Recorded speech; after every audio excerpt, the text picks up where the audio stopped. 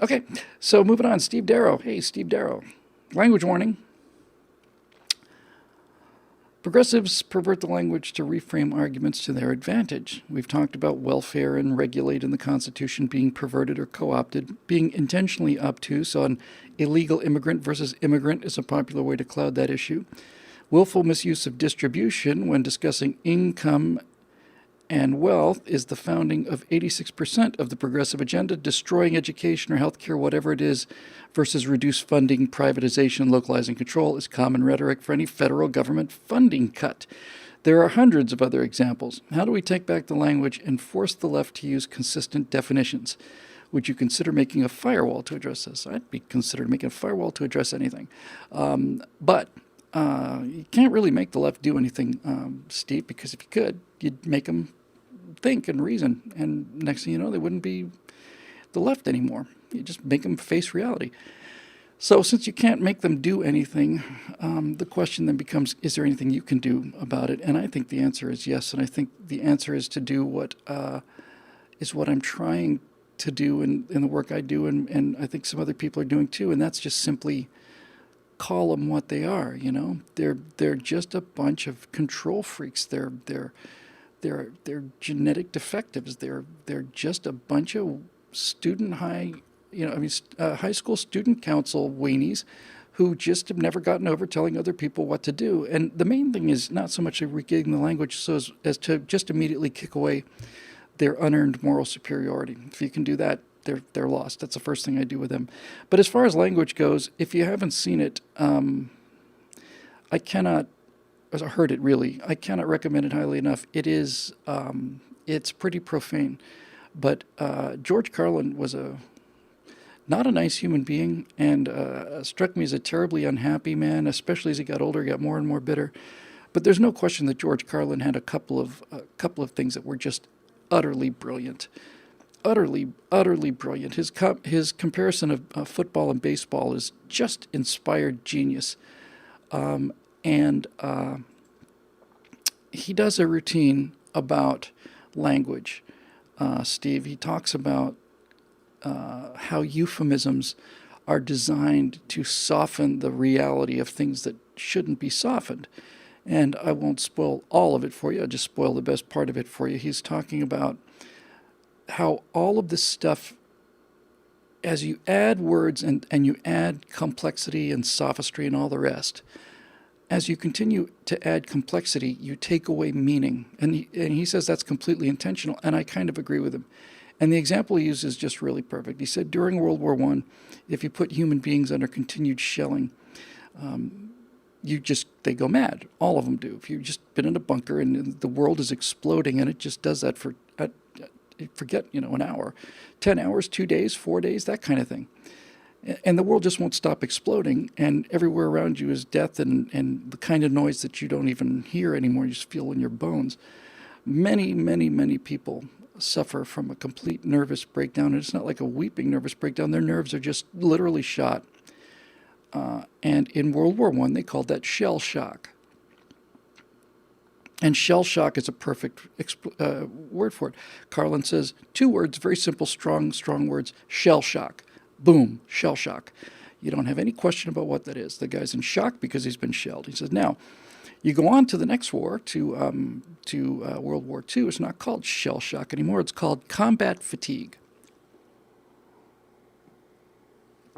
Carlin points out that's not 2 syllables, it's 4 syllables. And it sounds a little more sanitary, doesn't it? It's not shell shock, it's combat fatigue. I'm tired of being shelled. I'm not destroyed by it. I'm sort of tired by it. Combat fatigue. And then, and I'm not sure if I'm skipping one. He says, and now we call it post-traumatic stress disorder, which makes it sound like some little form of neuroses. When in point of fact, what you are actually experiencing is shell shock. There are any number of post-traumatic stress disorders that can be triggered by any number of things, and they're all serious, and no one's trying to minimize those. But shell shock is a different, and certainly I would imagine very, very, very powerful form of PTSD. And Carlin's point is that every time you try to, sugarcoat the words, they become less and less effective. And that's kind of funny because it's what the left really does try to do with everything. And classic examples of this, you hear about this person who abused a child. He abused the child? Do you mean he grabbed him by the scruff of the neck? Do you mean he didn't give the child ice cream or dessert for 3 weeks? What do you mean when you say he abused the child? What you're really saying is he raped a child. You say he raped a child, and all of a sudden, the clarity of what we are talking about comes right at you. It's enough to knock you right off your perch, right? Yeah, this man raped a child. What? Yeah, that's what he did. He didn't abuse the child. There's a lot of ways you can abuse a child, but raping them is a pretty heavy form of abuse. Child abuser, wife abuser. You're not a wife abuser. You didn't abuse your wife. You're a wife beater. You beat your wife. You're a wife beater. And when you get down to the brass tacks for this, you realize that plain language carries its own moral clarity. That simply saying things in the most simple and direct manner is the best way to communicate truth. And obviously the converse is true. The more you can, sanitize these expressions, the less impact they have. A child molester, not a child molester, he's a child rapist. And we see this everywhere, all the time. So an illegal immigrant, like shell shock. What is this person? He's an illegal immigrant. Okay, that's all I need to know. That tells me everything I need to know as far as his legal status goes. But they don't call them illegal immigrants. They call them undocumented workers. Well, undocumented to me says that there must be somebody who's documented. It sounds to me like an undocumented worker is somebody who left their documents someplace else. They don't have documents. There are no documents. They're illegal immigrants. There's no guarantee that they'll be working. Many of them are working. Maybe most of them are working, but that doesn't mean that they're all working. And when you say that somebody is an undocumented worker, you are simply sugarcoating and glossing over the fact that what they are is an illegal alien. But that hurts their feelings. And you just see it everywhere, although I thought that examples would be just flying into my head, but they don't seem to be. But these kind of words, these weasel words, are how the left pulls off what they pull off. They make horrible things, and the horrible consequences of their policies sound pretty much okay. So you get all of these words that are kind of, big concepts like shell shock or child rapist are smoothed out and modified and made less impactful with the language. And the reverse of that is true as well. The left uses language to magnify things, make more important things that aren't important. For example, these young kids go around and they call themselves social justice warriors, which is much more impressive than whining, infantile crybabies. They're not WICs, they're SJWs. I'm not a whining, infantile crybaby. I'm a social justice warrior. This is a difference without a distinction. Distinction without a difference, rather. You're both. Climate change, yeah. Dave Big Booty had climate change. You could tell that their argument was in trouble when they went from global warming to climate change. The climate has been changing for the entire history of the Earth. From the entire history of the Earth, there's been climate change. The climate's never been the same. For those of you who haven't heard this before, 60 million years ago in Kansas, where Kansas is today, that spot of Earth right in the middle of Kansas, was under a mile and a half of water. There's an inland ocean in the middle of North America, and Kansas was under a mile and a half of water. And that's why you can find seashells out in the middle of the plains in Kansas, in the center of the United States. There was an inland ocean there, and there were palm trees, and there were plesiosaurs and pterodactyls, and it looked like Jurassic Park, and it was filled with life and all kinds of wonderful things going on. And the carbon dioxide levels are not what the climate scientists are telling us are fatal. These climate scientists are telling us that right now the carbon dioxide level in the atmosphere is probably about 410, 420 parts per million, somewhere in that general ballpark. 420 parts per million. And they're basically saying if it gets to 450 parts per million, then the world's going to die. It's just too late. If it gets that bad, if we don't start shutting down industry and energy right now, then once we get to 450 parts per million, might as well just hang it up. The Earth's just going to catch fire, basically, and your children will run around. Hard to determine whether they're going to burn first or drown. Presumably, they'll burn, and then as they're burning, the rising sea levels will put them out. But in Kansas, 60 million years ago, it wasn't 400 parts per million, and it wasn't 450 parts per million. It was 4,000 parts per million carbon dioxide. And when it was that high, the center of Kansas was paradise. Just paradise unless you're food for a, T-Rex or velociraptor. But in any event, it made current Kansas look like what it is, just a frozen, grassy desert of what used to be there. And here's the part that's such a kick. That was 60 million years ago, probably 80,000 years ago. That exact same spot, that exact same place that used to have dinosaurs and palm trees and ferns and all the rest, wasn't under a mile and a half of water. It was under 2 miles of ice. Carbon dioxide levels fell so low that plant life was almost extinguished on this planet. And that's rather significant climate change, if you want to ask me. A 1 or 2 degree raise in temperature in Kansas doesn't alarm me the same way that going from 2 miles underwater because of all the melted ice caps versus a significant time later 2 miles of ice because all of the oceans froze. That's climate change. And the big unfortunate shock in all of this is that there were no SUVs to blame all this on. And there were no Americans to blame it on either. No cars, nothing. You have to understand that climate changed all on its own. And much more importantly than the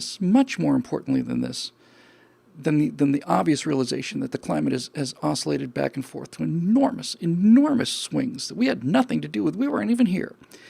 But what's even more important than that is this. If the Earth was, and the average temperature of the Earth was much, much higher, they're talking about maybe a 1 or 2 degrees centigrade increase, worst case scenario. I'm sure average global temperatures were 10, 11 degrees centigrade higher. But the thing that's most interesting about that is we had 4,000 parts per million CO2, and the Earth didn't die.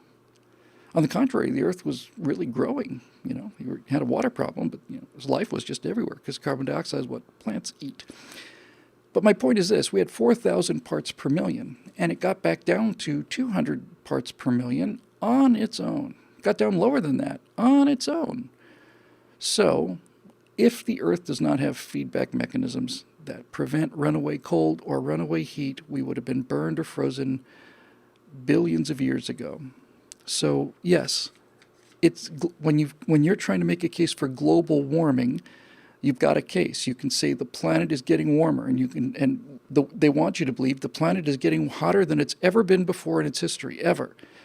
And if that's the case, and if you see the original hockey stick thing, here's the Earth temperature more or less stable, and then all of a sudden here's where humans start to make an impact with the Industrial Revolution. Now global temperatures are doing this. That is actually something to be alarmed about. But it turns out that hockey stick doesn't really exist. They tweaked the statistics, and much more importantly, in Al Gore's book and movie, An Inconvenient Truth, he basically looks at temperatures going all the way back 650,000 years ago, or 800,000 years ago, 850, something like that. 850,000 years ago. And he's using these numbers like 850,000 years ago. Al, some of us can add, some of us can add and divide and all the rest of it. And those of us that can know that a planet is 4.5 billion years old. 8/10 of 1 million is 8/10 of 1,000th. So 800,000 years ago times 10 is 8 million years ago. Times 100 is 80 million years ago. Times 1,000 is 800 million years ago, and then half again on top of that. He's measuring 1% of 1% of 1% of the Earth's history, and he's building a case out of that. And he knows the things I just told you about Kansas. So they use terms like climate change, and they use all of these other phrases that are designed to get us away from the fact that they're lying. Climate change is a oxymoron. Climate's always changing. Global warming is a threat, but they couldn't produce global warming, so they changed the name. That's all the evidence I need to know that these guys are playing around quite a bit. Something may be happening, and very likely humans have something to do with it, but this business of got to do everything or else we're going to just simply, catch fire it's just not true, and they know it. So, language is everything, and in addition to using words that soften things that should be hard, like shell shock, and inflate soft little words infantile crybaby weenie into social justice warriors, there's something else too, and that's the ability, this is really fascinating. It's really fascinating to me, because I've heard it several times, and I think it's absolutely true. Somebody said that a good lawyer can convince you that an elephant can hang off a cliff with his tail tied to a daisy. And that's exactly correct. That's exactly correct. That's exactly what a good lawyer does. And I saw this in action. During the Rodney King trial. Now, when I say that they can make you think that an elephant can hang off a cliff with its tail tied to a daisy, the way they do that is they atomize the argument and make each step of the argument so small that you don't see the fallacy, because you've fractured the argument into so many pieces. You can't see where the fallacy is.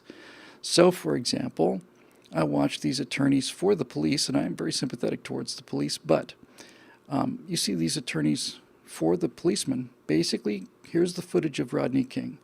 And they'll say, okay, let's go from frame 163 to 169. And you see just a little loop of, 4 or 5, 6 frames. It's maybe a half a second tops, probably a quarter of a second. And then the lawyer will say, you can clearly see here that Mr. King's shoulder is coming off of the ground. He's attempting to get back up and engage the police officers. He's not submitted to their authority. He's going to get back up and attack them again. And you can see from frame 219 to 226, you can see him twisting in this direction, definitely facing towards the officer, and so on. And all of this sounds really, really good and very compelling defense. And that's what happens when you take video and slow it down and show 4 or 5 frames of it in 1/20th the speed of real time. However, if you take that video and play it at normal speed, you will see 4 or 5 people beating the living daylights of a guy who's down on the ground. You can atomize it to the point where you can't see the fallacy. So that's what they do. See this? That means my case is correct. But when you actually just look at the evidence, it's crazy clear. I think I might have mentioned this once. I was debating with a UFO guy, and he showed me a picture of these, V-shaped formation of UFOs flying over, something or other, and they were little blobs, black blobs flying over a landscape. He says, "How do you explain that?" And I said, "This is pretty pushed video. I mean, you've really enlarged this. Do you have the original?" I said, "Yeah." So he played the original, and it's a flock of ducks or geese. There's no question that's what it is. But when you blow it up and you slow it down a little bit, so that's how you lie, by telling the truth. Michael Moore's a master of this. So language is everything, and you just have to go back, metaphorically, you just have to go back to shell shock. With these people, shell shock. That's what it is. You're a wife beater. You're a child rapist. You're not an abuser. And those of you that are taking money from people who work and giving it to people who can but don't, that's not social good. We call that stealing and bribery and extortion, and in many cases blackmail. So there you go.